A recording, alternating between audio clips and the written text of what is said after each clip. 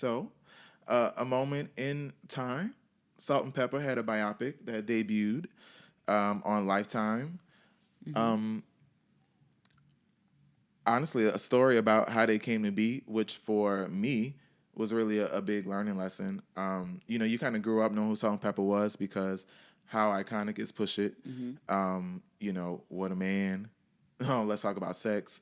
So all those songs you just always grow up, hearing, Yeah. but they dropped in the 80s. We're 90s babies. Mm-hmm. So what did you think about the film?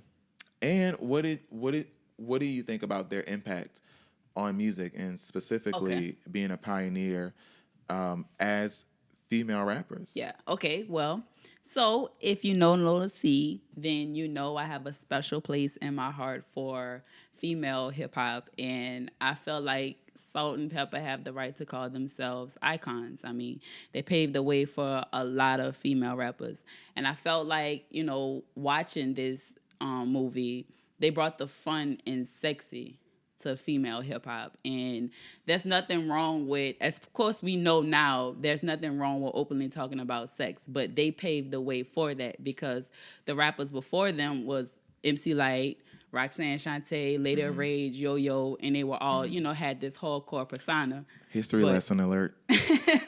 A good one though. yeah. So with Salt and Pepper, they brought something different. Like I'm not going from when I was thinking about Push It and really listen to those lyrics, I'm like, this song is kind of like simple, but it's the beat. It was the synth. It's the sound. The synth. That And was it just make you typical wanna, 80s. You think about push it. let's get physical. Right. Physical. And you even think about the z z z z z Exactly. It was just really on point with the trend. And they were that, hip hop duo that just brought that ladylike Natural gifts. persona. Yeah. No preparation. Well, I No was talent. Like, Not nah, to say it is that they natural didn't gift. do that, Because but I was just like, that was natural craft. and then they were going after what they want, and I was like, look, is this the birth of ghostwriting? Because how? Oh my God. Because Herbie was like, look, just Herbie read the wrote paper. everything. Just read the paper. It don't Herbie matter. wrote everything. But I mean, they did it.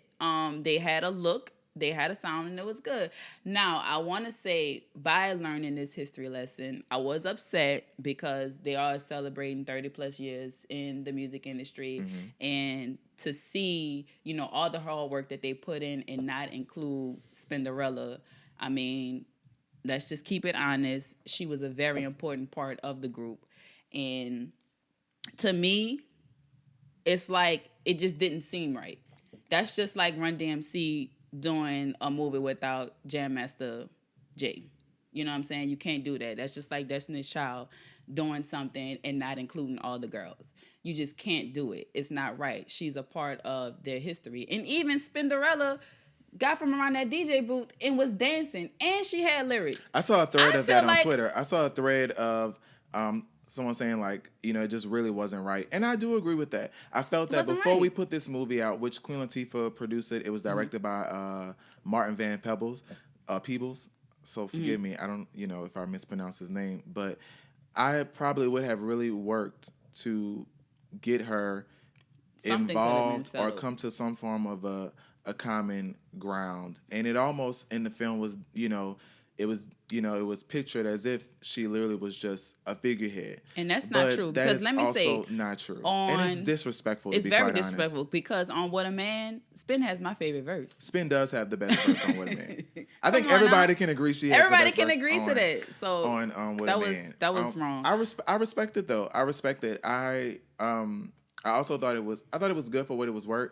I kind of watched a reality show, so seeing them as polar, I never watched the reality show. Seeing them as polar opposites was not shocking, but I also didn't realize like y'all were polar opposites from the start. So the problems that they had appeared to only build up because they were just so different. And I think everybody always wants to be equally yoked, but I think that if you can mutually find your common ground, which was the music, we have to be able to respect each other as the person they are and learn how to work around those boundaries. Like if we want this relationship to work and continue, you have to understand that when I'm doing my thing, I'm going to do my thing and you can do your thing. But when we come together to do this thing, it's this thing. But the film also showed that, they were supposed to be in the studio and Peppa was out partying. So I could also see, the frustration behind that. Let's talk about Salt and just her struggles and just like being an artist and just not mentally there because you just didn't know who you were as a person. She was struggling.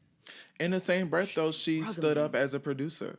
Yeah, she did. She stood up as a producer. They were strong women. And the songs that they picked really were the better songs because they knew. Because they were the actual artists. It was like, let me mix my originality with current. What a Man versus Push It. I mean, one of the best, like, transitions, period. But I will say, with all the good, knowing their story, knowing what they contributed to the hip-hop culture, I would say... the actors, groups of dreamers and achievers. Oh, the actors. Okay, go ahead. And the actresses. What are they going with that, Martin? I was upset about this, Martin. I was like, also, we are talking about the group of dreamers and achievers. Before we even, like, first of all, how amazing to know that you worked at Sears with Martin Lawrence, Kid and Play. Wow. And then you had Salt-N-Pepa in the midst. Wow. Oh my God. And then them and Martin had that relationship. Like, if you make it, hey, don't forget about us. So when we make it, we ain't gonna forget about you. It really made me think about you and I. Aww. How we met at work. I know. That was crazy. But I thought that was amazing. Now, they really could have picked a better Martin, but was Martin heavier at the time? No, Martin was always a skinny nigga. Right, so where did he come from? I don't know. Where did the skinny Martin, where did Big Martin come from? And no offense, clearly. But where did he come from? I don't know. The jokes were actually not funny also, too. Y'all could have did Martin better. They could have really did a better job. Also, I was thinking because their story and they have so many years in this game, I felt like they could have took a BET approach. Matter of fact, where was BET? I felt like they could have did a series, kind of how New Edition did. Mm-hmm. I would have appreciated that because I was thinking to myself, well, where's I Take Your Man? Like, let me tell you something about I'll Take Your Man. My sister used to play that song, that and What a Man, like it was crazy. I would like to know the story behind I'll Take Your Man. Like, who came up with the lyrics? Was it Herbie? Like, what was y'all feeling? Like, I would like to know that. And the movie was still over 2 hours long, and I thought to myself, I don't know. It was a Lifetime film. Granted, you can see this story happen again on the big screen or even from a series. Mm-hmm. We got 3 Mahalia Jackson biopics coming.